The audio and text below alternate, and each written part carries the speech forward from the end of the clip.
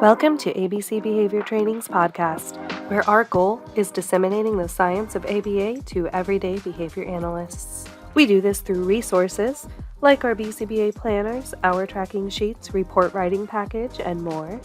Through education, such as our masterclass courses on topics ranging from parent training to improving staff retention.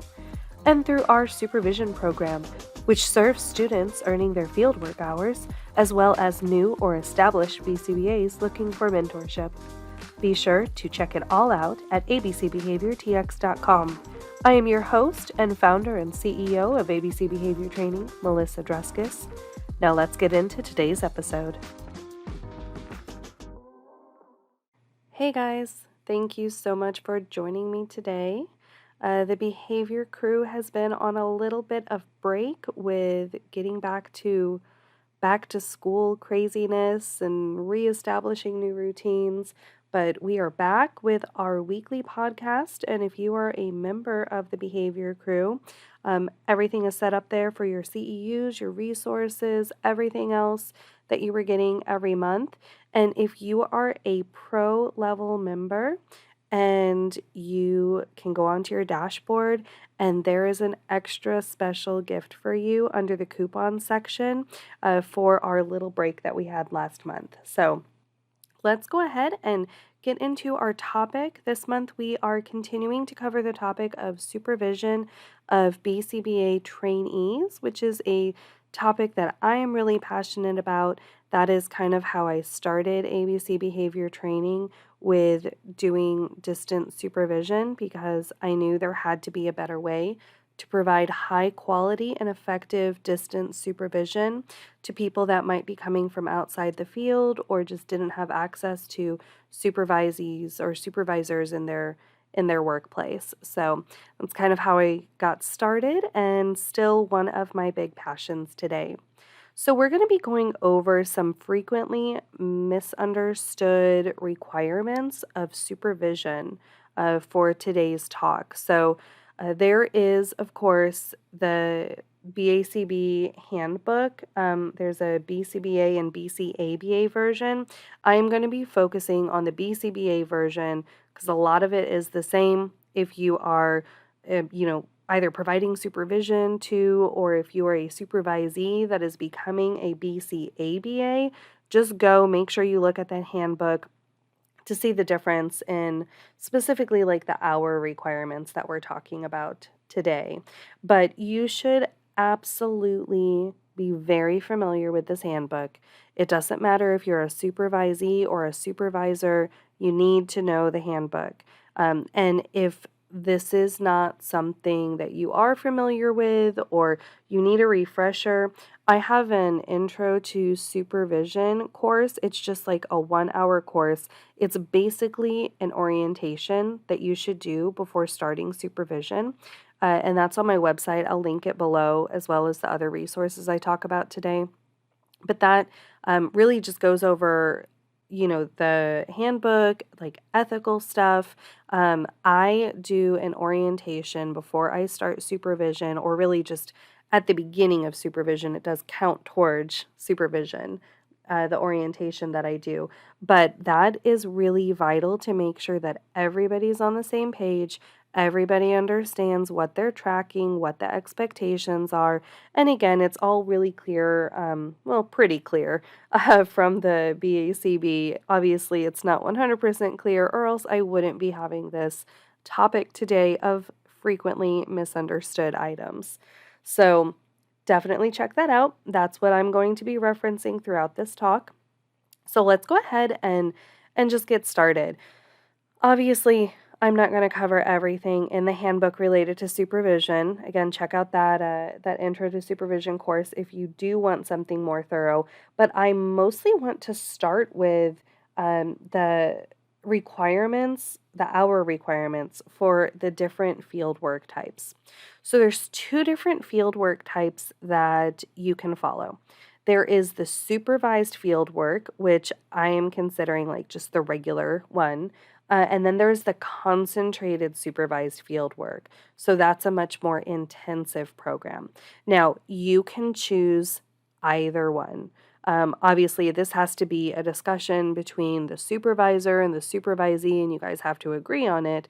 But previously, under the fourth edition, there was a version of a concentrated supervised field work, but that could only be done through universities through a practicum, and that's not the case anymore. If there's a supervisee that wants to do the extra work and there's a supervisor willing to do the extra supervision, you guys can do it. So let's go over the total hours that are required. So for the supervised field work, this is 2,000 total hours. For the concentrated supervised field work, this is 1,500 hours. And that is why a lot of people sometimes want to do that concentrated field work. Now, I get a lot of questions of how long is this going to take to complete? And it's really simple math. So I often go based off of the max number of hours, which we're going to get to in a second. But if you are doing 130 hours per month and you are following the supervised field work pathway, that's going to take you a little over 15 months to complete. So you're just going to take that 2,000 and divide it by 130, and that is going to be how long it takes you to complete it, again, if you are meeting that max criteria every single month. If you know that you're only doing like half of that, maybe you're doing 80 hours or just the minimum of 20 hours, then you do the math and figure out approximately how long it's going to take you to finish. And then if you're doing the concentrated supervised field work, again at max hours, that's going to take you a little over 11 months to complete.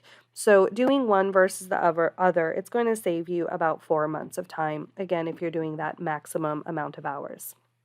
So now the supervisory period, and we're going to come back to this too, just to really clarify what this means, but a supervisory period is 1 calendar month. So it's not June 15th to July 15th.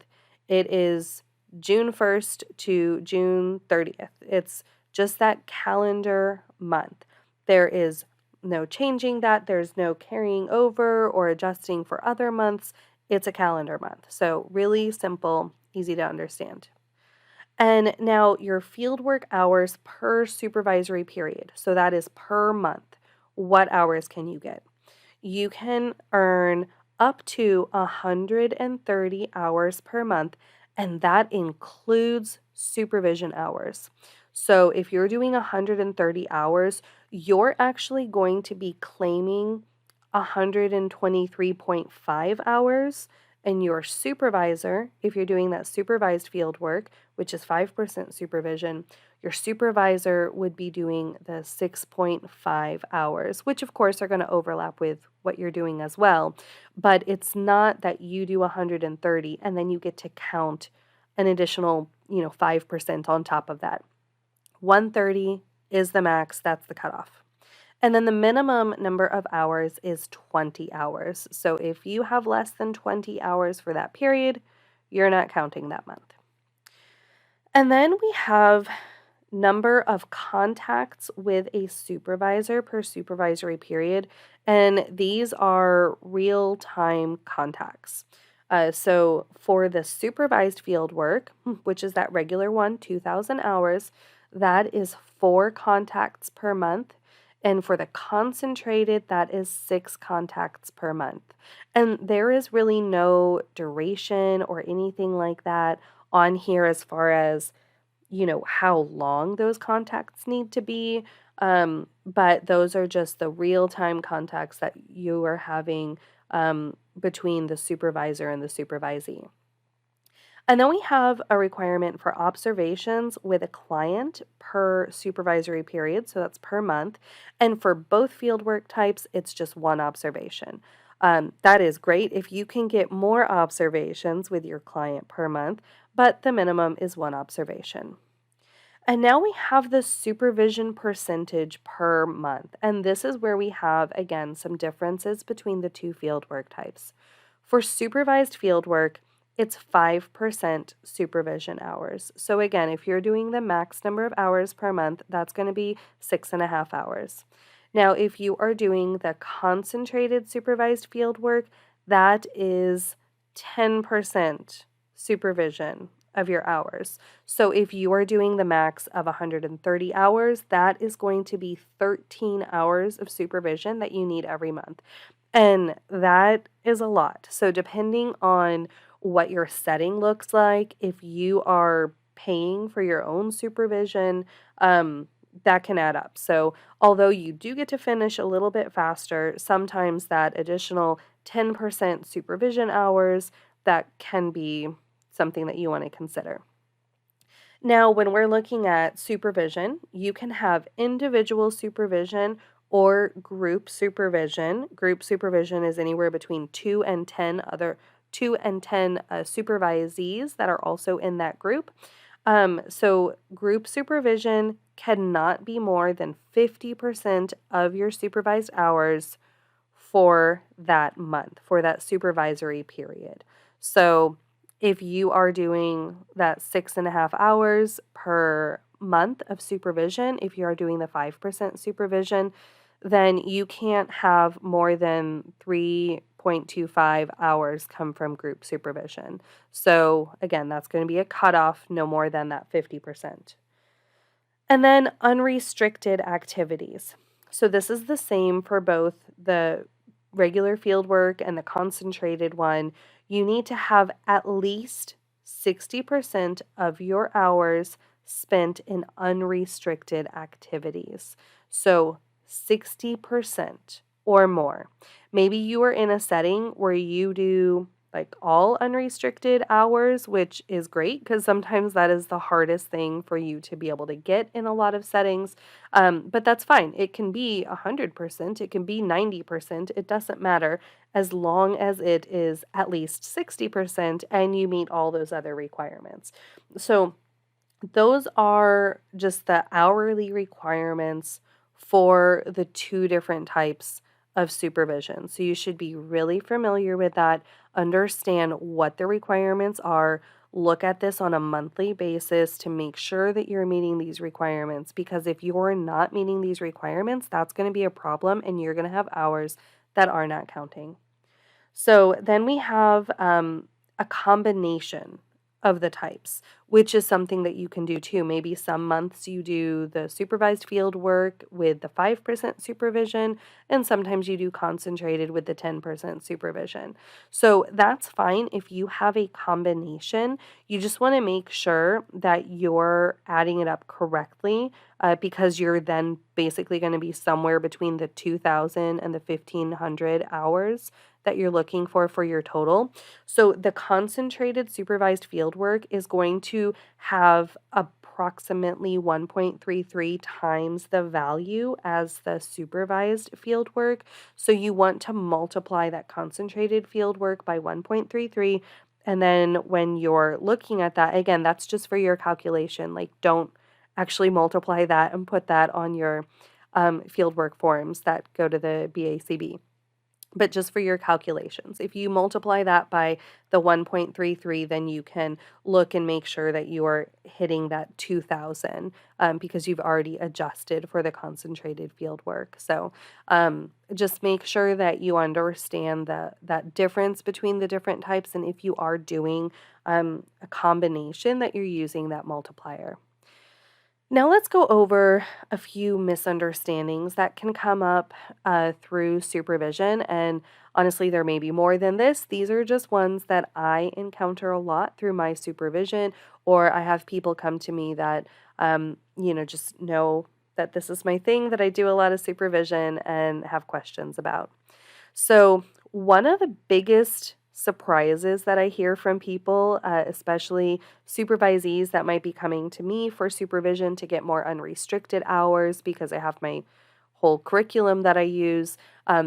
If you are getting supervision from either two different individuals that are at different organizations, or even two different groups of supervisees that are at two different organizations, you still need to meet the requirements that I just went over for each organization.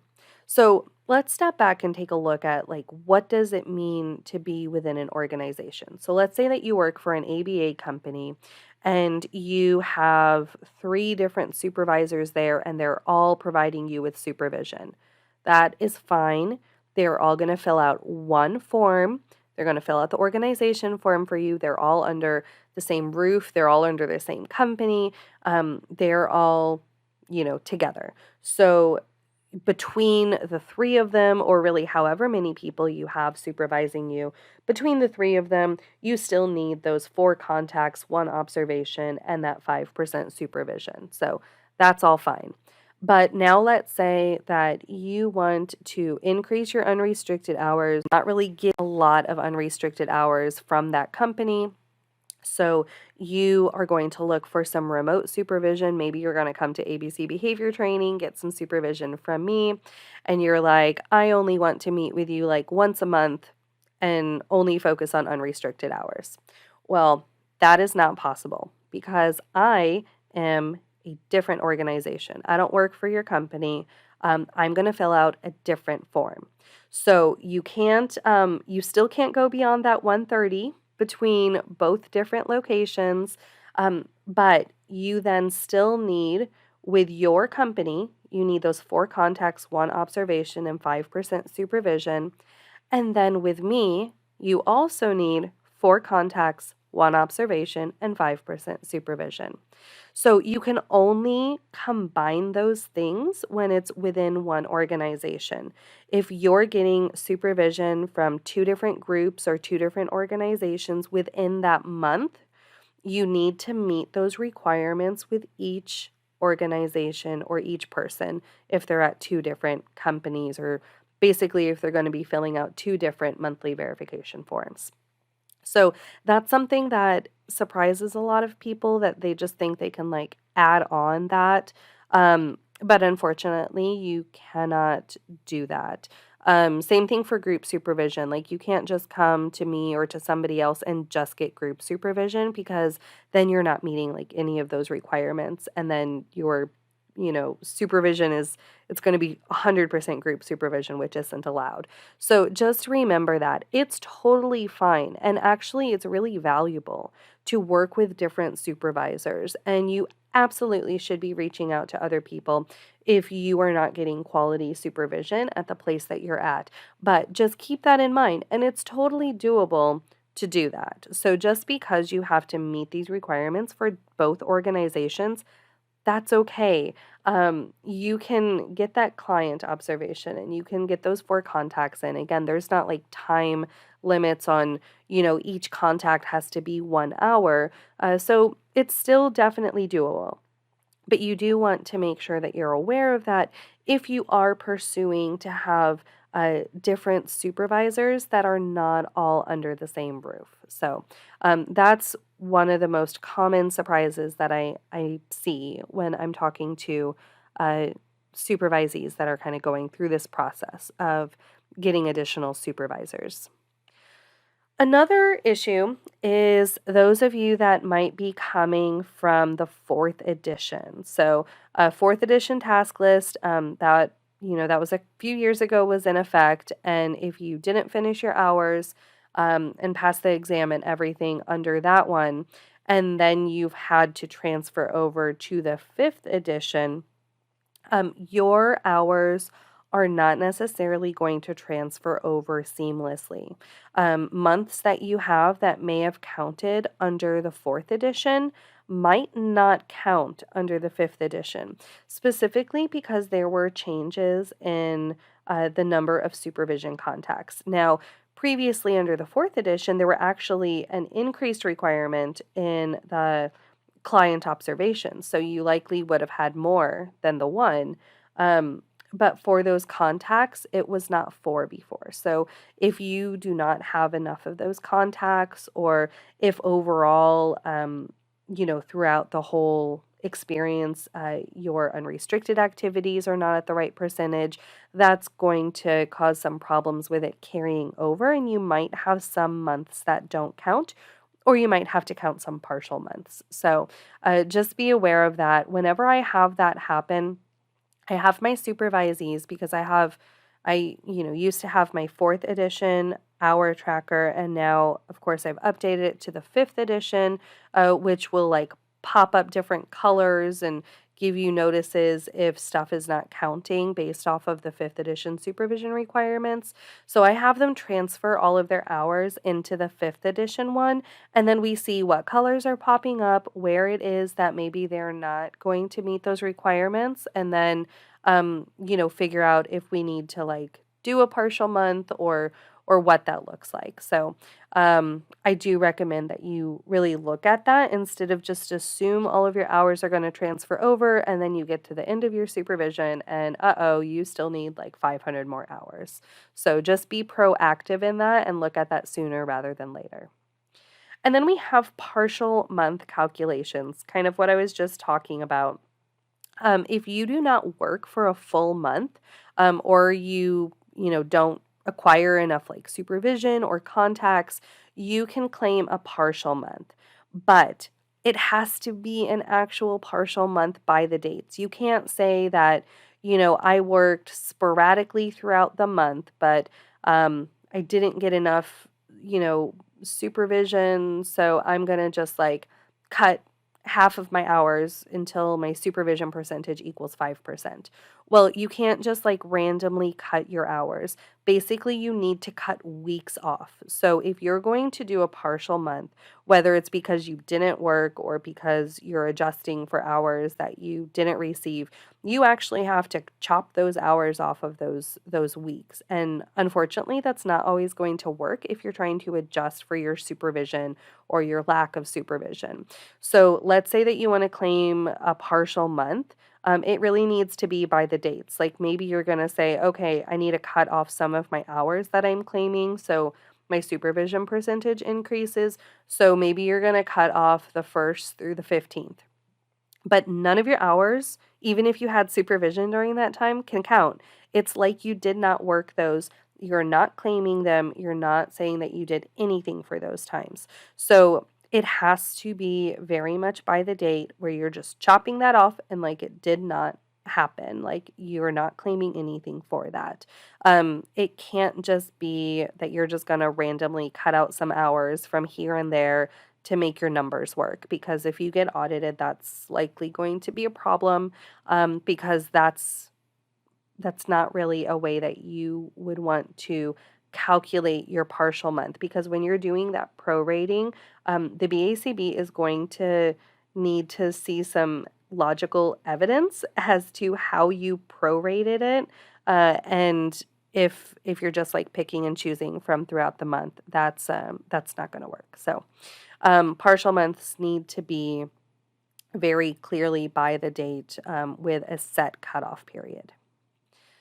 Now, we've also been talking about the supervisory period and then like the entire fieldwork duration, and I want to clarify that a little bit too, because sometimes people have confusion as far as like how things should be counted and what can be counted versus like the entire fieldwork experience versus each month. So again, we've talked about that supervisory period, and that is 1 calendar month. So the requirements that need to be met each period, so each month, that includes your supervision percentage, your supervisory contacts, your client observations, and the ratio of individual to group supervision. So those cannot be averaged over the course of your field work. So it's not like you can have 1 month with no supervision and the next month with extra supervision. So, over that whole time it averages out to 5%. That's not allowed. You need to have that every single month. The only thing that you can track and calculate over the entire course of your fieldwork experience is that unrestricted hour percentage. So that 60% of your hours that need to come from unrestricted activities, that is the thing that you're looking at over your whole fieldwork experience. Because if you're working in a typical ABA setting, it's highly likely that you're probably going to start off with a lot of restricted hours, and then as you are learning more and more, that you are giving more advanced tasks, which would move you into the unrestricted hours. So it's okay if, like, for the first few months, if you're at 100% restricted hours, but then, as you go on, you would want to up that unrestricted hours to make sure that at the end of supervision, you're at your 60% of unrestricted hours or higher. So that's really the only thing that you can average out and look at for that whole experience. And then the final thing that I really want to talk about is your clients. So I think we all know that, you can't be related to your client. You can't be the boss of your client. You can't use your child as a client. I think that's pretty clear. But when we're talking about clients and tracking your hours, all of the work that you're doing must be related to a client. And I think we've probably all heard that, but in practice, I don't know if it's always happening that way. So in my fieldwork tracker, where you track all of your hours and everything, I actually have a spot to list a client or like their initials or even multiple clients for every instance that you are tracking, and that should never be left blank because you should always be doing stuff, and all of your hours that you're counting should be related to a client or multiple clients. Maybe you're doing something and it's related to, 3 of your clients that you're working with. That's fine. But whether you're providing ABA therapy, if you are having or attending a meeting, if you're researching programs or writing programs, or you're training staff on a procedure, you're not just doing those for fun. You're not just role playing or just doing it for general ABA knowledge or because you're personally interested in it. I mean, by all means, do those things, but you can't count them towards your hours. If it is going to count towards your fieldwork hours, it needs to be relevant to a current client. So just make sure that everything that you do, maybe you are reading an article, maybe you are, researching the best way to work on man training, whatever that is, it needs to be tied to a client that you currently have that it is relevant for. So just make sure that you're thinking about that and you're doing that as you're going through. So, for instance, in my supervision curriculum, I do have a lot of things where we're going through conceptual knowledge and we're going through really the full task list and making sure that the supervisee has all the knowledge that they need to pass the exam and become a competent behavior analyst at the end of it. And if somebody is working in a typical ABA setting, all of those things should count towards their hours because they are highly likely to have clients that it's relevant for. But if they come across something and they don't have a client that that's relevant for, one, I'm still going to want them to do it because it's important knowledge that they have. But then those hours that are spent on that specifically, like on maybe reading that journal article, that might not count. So, just because you might even have a supervisor that's using a curriculum or they're using something more structured to go through it with you, it still needs to be individualized and relevant to your clients that you're working with. And if they are asking you to do or demonstrate something because they need to make sure as your supervisor that you have that skill, but it's not related to a client, then that thing wouldn't count. So just make sure you're documenting that. And whether you use my fieldwork tracker or something else that you have, I highly recommend that you ensure that you are tracking what client it's for. So there is no questions if you get audited or if you're looking back at it a year later, that you'll know specifically how that instance that you tracked was related to a client and therefore could count for your fieldwork hours. And this one's not a misunderstanding, but I almost think maybe it is a little bit of a misunderstanding because of unfortunately how poor supervision can be out there sometimes. I Again, I do distant supervision. I charge for supervision. And a lot of people that are working at ABA companies could get supervision for free. But many times that supervision is really just supervising them with their clients and already doing the job of an RBT. And that is not what supervision for a future BCBA or future BCABA should look like. Absolutely not at all. You are entitled and required to receive high quality supervision that grows your skills as a behavior analyst.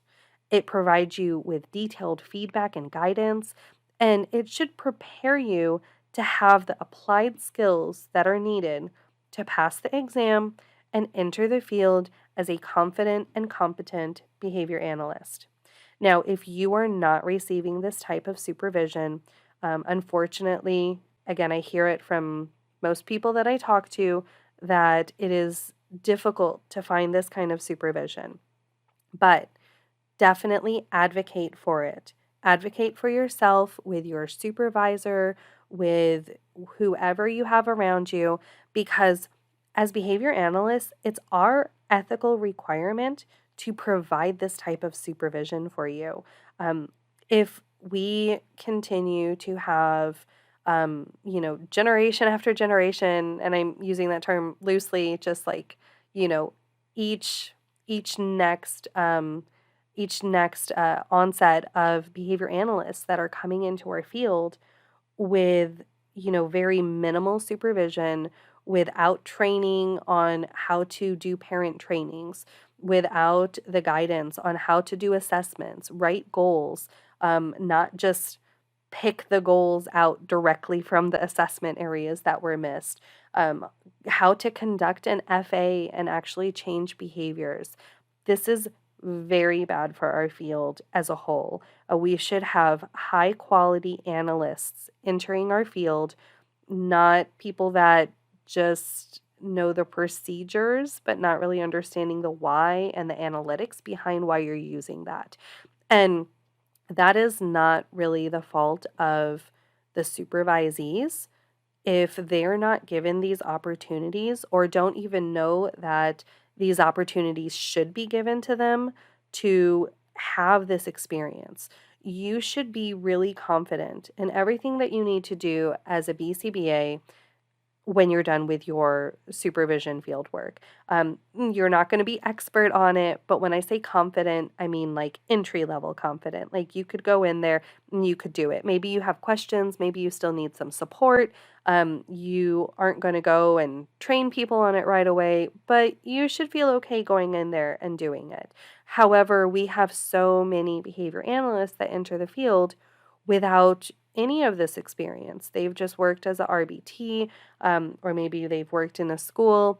Hours have been signed off on. They've passed the exam because they've studied hard. They've went through a good program, but the applied skills are lacking. And that is not what we want to happen.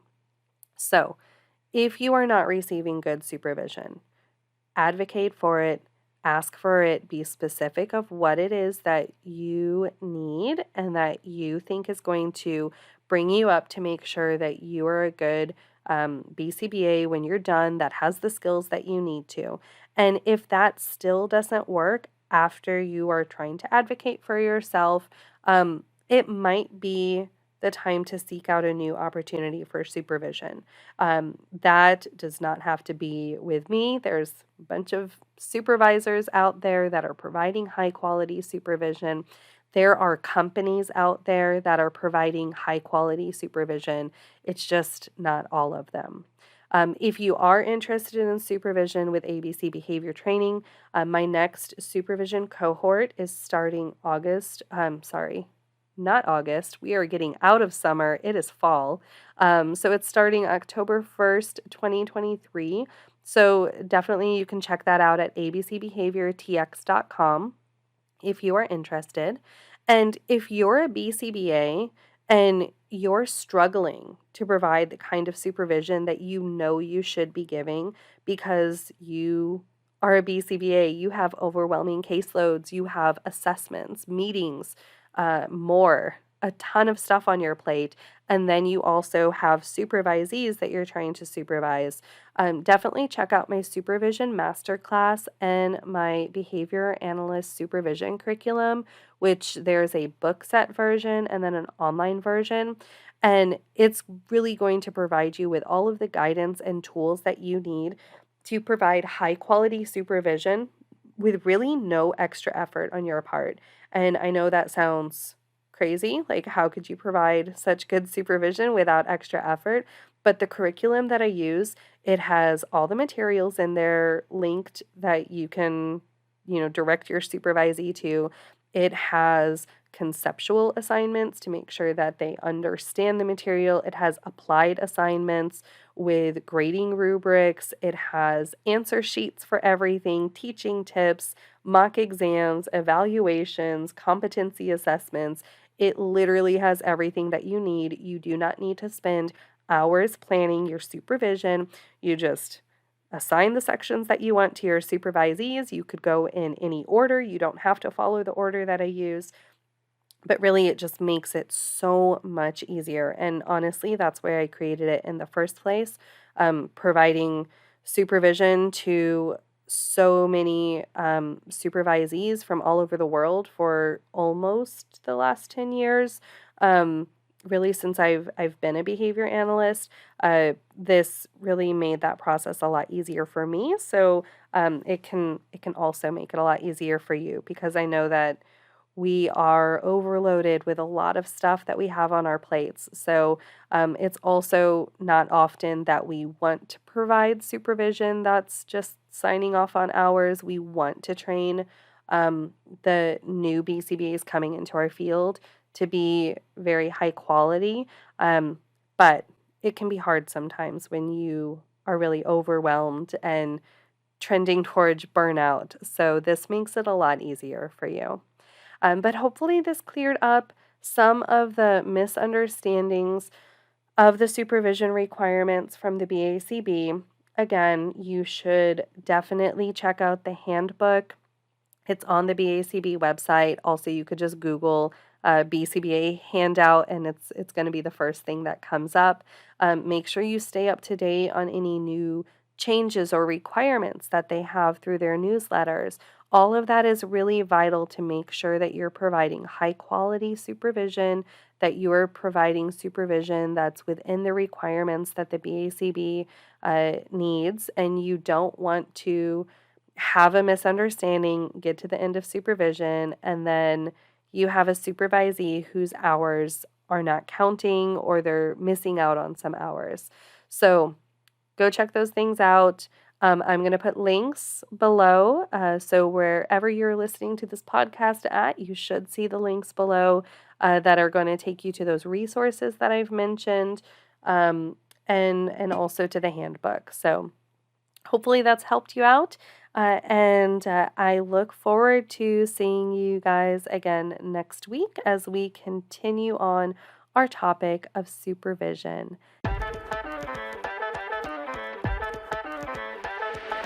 Thanks for joining me today. Remember, if you are interested in getting CEU'S for this podcast, head on over to abcbehaviortx.com and you can purchase podcast CEU'S individually under the podcast tab, or become a member of the Behavior Crew and get 2 podcast CEU'S per month for free for all paying members. Be sure to contact me with any questions or suggestions, and I'll see you again next time. Have a great week.